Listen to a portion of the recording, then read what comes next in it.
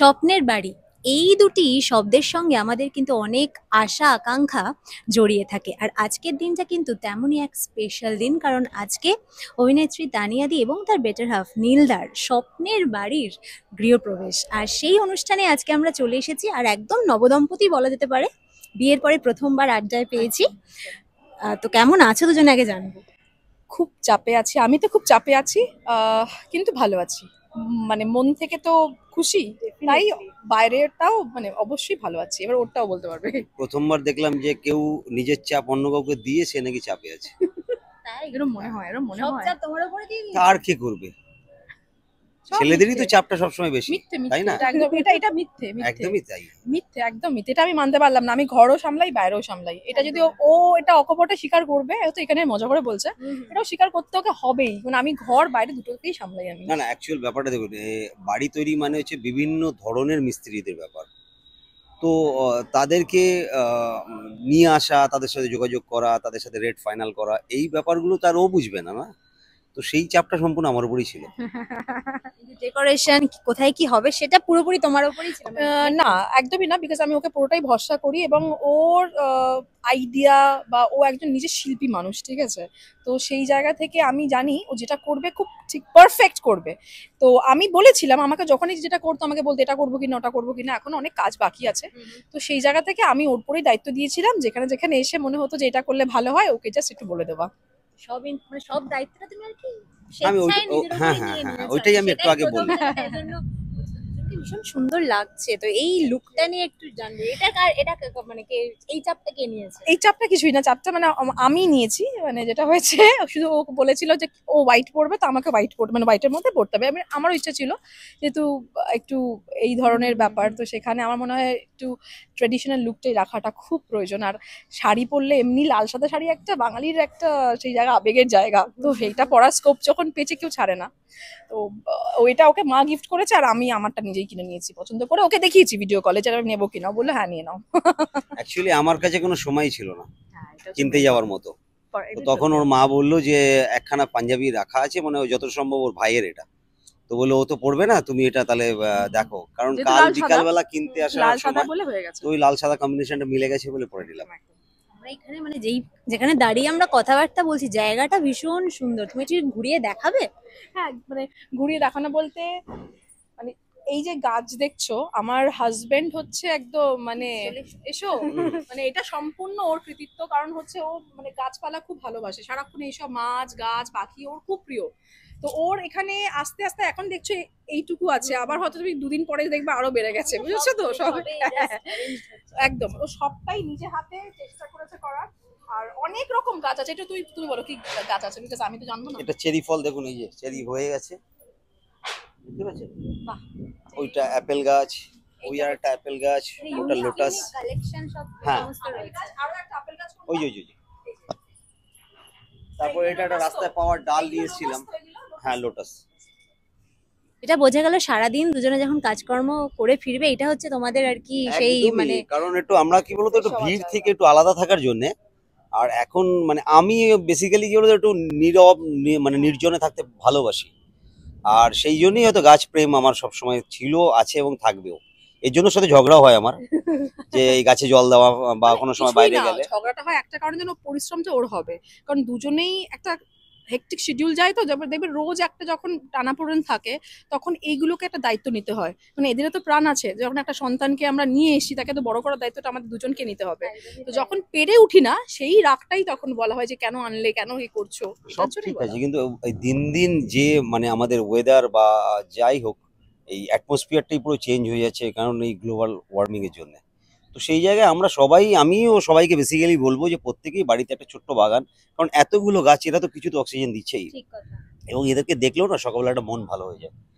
যতই স্ট্রেস থাক যাই থাক, সারাদিন পরে যখন এদেরকে দেখি, তখন আমার মনটা সত্যিই খুব ভালো হয়ে যায়। যে একটা করে ফুল আসছে, ফল আসছে, সেটা বড় হচ্ছে, খাওয়াটা বড় কথা না, ওই যে নিজে হাতে তৈরি করে আনা, এটাই অনেক বড় জিনিস। তোমাদের লিভিং স্পেসেও এই প্রকৃতির টাচটা আছে, মানে ন্যাচারাল হাওয়াটা ঢুকবে এমন ভাবে, আমি যেটা এসেই আমার প্রচন্ড ভালো লেগেছে। এইটা কার মাথা থেকে? তোমারই? এটা সম্পূর্ণ আমার। মানে ভীষণ একটা রিফ্রেশিং। সবটাই ওরই ব্যাপারটা। মানে যখন এটা একটা, আমি প্রথমে তোমার ব্যাপারটা বলি, এটা বিষয়টা হচ্ছে আমার বাবার ফ্ল্যাট, ঠিক আছে? তো বাবা আমাকে এটা গিফট করেছে, মানে থাকার পারপাসের জন্য নয়, আমাকে বলেছিল তুই নিবি, এবার তুই কি করবি, বিক্রি করবি কি ভাড়া দিবি কি তুই থাকবি, তোর ডিপেন্ড করছে তোর উপরে। তো আমরা ভাবলাম কি আমাদের এই জায়গা আমরা থেকে বজবজে তো আমার শ্বশুরবাড়ি আছেই, ওখানে তো যাওয়া আসা আছেই, থাকতেও হবে।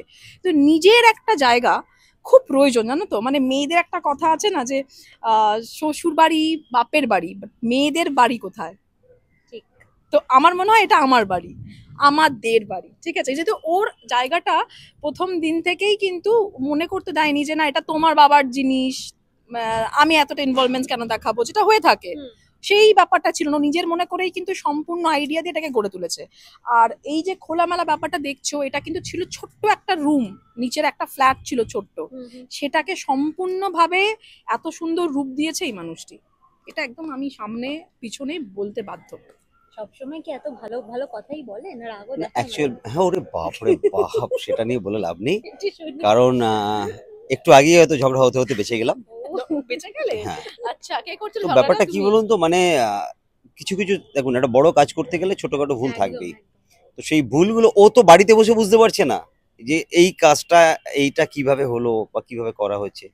ও শুধু মানে রেজাল্টটা চাই যে সুন্দর এটা হলো না কেন, কিন্তু সেটা সুন্দর করতে গেলে যে কত কত যে কাঠখড় পোড়াতে হচ্ছে সেটা যারা ওর মধ্যে থাকছে তারাই বুঝতে পারছে। আমরা যেমন ওর যেমন সিরিয়ালটা দেখি, দেখি আধ ঘন্টার মধ্যে সিরিয়াল শেষ হয়ে গেল, কিন্তু ওই আধ ঘন্টাটা ওদের রেকর্ডিং করতে কয়েক ঘন্টা চলে যায়। তো সেই কয়েক ঘন্টার কষ্ট এবং ক্যামেরার পিছনে কত লোকজন আছে তাদের কষ্ট পরিশ্রমটাই আমরা কিন্তু টিভিতে বসে আধ ঘন্টার মধ্যে দেখে নিই। ঠিক সেরকম এটা যেটা তৈরি হয়েছে, এটা তৈরি করতে প্রায় 7-8 মাস সময় লেগে গেল। কারণ সবচেয়ে বড় কথা, কলকাতা শহরে যে মিস্ত্রির খুব প্রবলেম, আর সঠিক মিস্ত্রি খুঁজে পাওয়াটা খুব হচ্ছে মানে কপালের ব্যাপার, কারণ যে আপনাকে ঠকাবে না। তো সেই জন্য আমি ছোটবেলা থেকে আমার বাবা আমাকে এইসব শিক্ষাগুলো দিয়ে গেছে, বাড়ির রং করা থেকে শুরু করে হ্যানা তানা সব আমি সবগুলো মোটামুটি নিজে পারি, যেগুলো দেখছি হ্যাঁ, মিস্ত্রি এটা পাচ্ছে একটা না সবথেকে আমি নিজে করে বড় নিচ্ছি। বিষয় একটা মানুষের মধ্যে না, মানে হয়তো কারো কাছে একটা গুণ থাকে, কারণ দুটো গুণ থাকে। এটাও মানে আমার হাজবেন্ড বলে বলছি না, ও কিন্তু মাল্টি ট্যালেন্টেড। মানে ওকে তুমি জুতো পাট থেকে মানে জুতো সেলাই থেকে চণ্ডী পাট, একটা কথা আছে না, সবটা পারে। মানে এবার প্রত্যেকটা ম্যানেজ করতে পারে, এটা সত্যি। আমার রাস্তা একবার হয়েছিল, জুতো ছিঁড়ে গেছিল, ইনস্ট্যান্ট সেই জুতোটাকে রাস্তায় কি করলো আমি জানি না, কি পেলো কি দিয়ে ঠিক করলো, আমি ওটাকে পরে চলে গেলাম। মানে এই ব্যাপারটা ওর মধ্যে, ছোটখাটো জিনিস নিয়ে একটু সুন্দর করে গড়ে তোলাটা, এটা ওর মধ্যে সবসময় আছে। আর এর জন্য আমি একদম ভরসা নিয়ে ওর উপর ছেড়ে দিয়েছিলাম যে ছোট্ট জায়গাটাকে কি করে সুন্দর করা যায়, এবং সেটা কম বাজেটের মধ্যে, সব থেকে বড় কথা। কারণ নিজেরা সবকিছু কিনেছি, আমরা দেখে কিনেছি, এবং আমিও গেছি অনেক কিছু কিনতে সাজানোর জন্য। তো সেখান থেকে গিয়ে নিজেরা সবকিছু কেনাকাটা করে দাঁড়িয়ে থেকে কাজ করানো। আমি একটাই কথা বলবো, যারাই বাড়ি তৈরি করছে, ওই যে হয়তো কাজের চাপের জন্য অন্য লোকের হাতে দিয়ে দিচ্ছে, তো তাদের যা খরচা, কস্ট অফ 50% হয়ে যাবে। 50%। আপনি যদি একটা মানে মডিউলার কিচেন আমরা বানিয়েছি, এটা আপনি বাইরে কারোর থেকে রেট করুন, মিনিমাম 3 লাখ 4 লাখ টাকা তারা শুধু বলবে। কিন্তু নিজে হাতে কিনলে কি হয়, ধরুন আমার খরচাটা হয়তো ধরুন 50,000 কমলো, কিন্তু জিনিসটা যেটা আমি কিনলাম সেটা আমি এ গ্রেড মাল দিয়ে তৈরি করলাম, তারা আপনাকে এ গ্রেড বলবে কিন্তু এ গ্রেড দেবে না। এই জন্য নিজেদেরকে হাতে করে কিনে নিয়ে আসাটা মনে হয় বেস্ট হবে। তাতে 2 পয়সা হয়তো কম হলো, কিন্তু আমি কনফার্ম জানি আমার জিনিসটা একদম ঠিকঠাক পেয়েছি আমি, এই জিনিসটা রইল। আর এত কিছুর মাঝে তোমার কাজ নিয়েও বললো, মানে কাজটাও দেখে। কাজটা দেখে, এবং কাজটা আমিও বেশ কদিন অফ নিয়েছিলাম, এবার আবার তো শুরু করতে হবে। তো কাজ দেখে, কারণ হচ্ছে জানে আমি পরিশ্রম করি এবং এটা আমার ভালো লাগার জায়গা। তো না দেখলে হয়তো মাঝে মাঝে বলবো, ফোনে দেখে, টিভিতে দেখার সময় পায় না, ফোনেই দেখে। এবার একটা শেষ প্রশ্ন করব, বিয়ে তো বেশ হয়েছে কয়েক মাস হলো, তো কতটা বদল অনুভব করছো, আদেও কি কিছু বদলেছে? আগে নীলদার থেকে যাবো। অ্যাকচুয়াল ব্যাপারটা সম্পর্কটা তো প্রায় 16-17 বছরের। তো মানুষটাকে এই যেমন এখন দেখুন মেঘ হয়ে রয়েছে, হুম। আবার কিছুক্ষণ পরে সূর্য আসবে, রোদ উঠবে, আবার আমরা গরম পোহাবো। তো এইগুলো দেখে দেখে আমি অভ্যস্ত হয়ে গেছি, তাই ওই জন্য আর বদল বুঝতে পারছি না। মানে 17 বছরে তো বহুবার বদলেছে, তো নতুন বদলটা আর কি করে বুঝবো। আর নীলদা কিন্তু দারুণ কথা বলে, এই কথা কথার প্রেমেই ওর পড়েছিল সাথে মনে ওর হয়। সাথে তুমি কথায় পারবে না, ঠিক। মানে ওর তুমি আচ্ছা, একটা আমি কি কোনো যুক্তি ছাড়া কথা না বললাম? না না, একদম না, ভালো কথা বলে। ভালো কথা বলে, এবং যখন কড়াভাবে কথা বলতে হবে সেটাও জানে কিভাবে বলতে হয়, বুঝেছো, সেটাও জানে। আর সেটা খুব কড়া ভাবে বলবে, মানে তোমার ভীষণ আঘাত লাগবে সেটাতে। আর যখন ভালো বলবে তখন ভালোটাও বলবে। আচ্ছা, আমরা গরম চা খাই তাহলে গরম লাগার জন্যই, ঠিক। তো কড়া কথাটা বলছি, সেটা মিষ্টি লাগলে কিরম কড়া কথা হবে, তাই না? ঠিক। আচ্ছা, এবার তুমি বলো, তোমার জন্য কি কিছু বদলেছে? হ্যাঁ, অবশ্যই বদলেছে। বদলেছে বলতে দায়িত্ববোধটা অনেকটা বেড়েছে, যেটা হয়তো এর আগে বুঝতাম না। একটা সম্পর্কের মধ্যে থাকা এবং একটা একসঙ্গে এক ছাদের তলায় একসাথে থাকা এবং এটা বুঝতে পারা যে আমার উপর কেউ মানে নির্ভর করছে এবং তাকে টেক কেয়ার করতে হবে, সেই ব্যাপারটা বেড়েছে। মানে শুটিং যাওয়ার আগে আমাকে বেডটিটা দিতে হবে এবং তার আগে যা যা দেওয়ার হয় সেটা আমাকে জোগাড় করে দিতে হয়। তো এটা আমি বুঝতে পারছি এবার আস্তে আস্তে আরো দায়িত্ব বাড়বে, যে নিজের একটা জায়গা তৈরি হলো, সেই জায়গাগুলোকে আমাকে পুরো মানে নিজের মতন করে গুছিয়ে নিয়ে পুরো সবকিছু আমাকেই রেডি করতে হবে।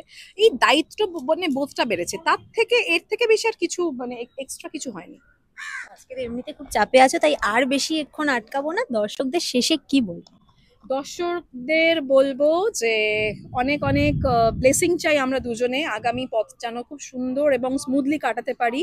ভালোবাসা চাই এবং আর্টিস্ট হিসেবে যে আমাকে পর্দায়, টিভির পর্দায় তোমরা দেখতে পাও রোজ, সেখানে অনেক ভালোবাসা দিও, পাশে থেকো, সঙ্গে থেকো, আর দুহাত ভরে আমি এটাই বলবো, আশীর্বাদ করো। Thank you. সবাইকে একটাই বলবো, ভালো থাকুন, সুস্থ থাকুন, আর গাছ লাগান। Thank you.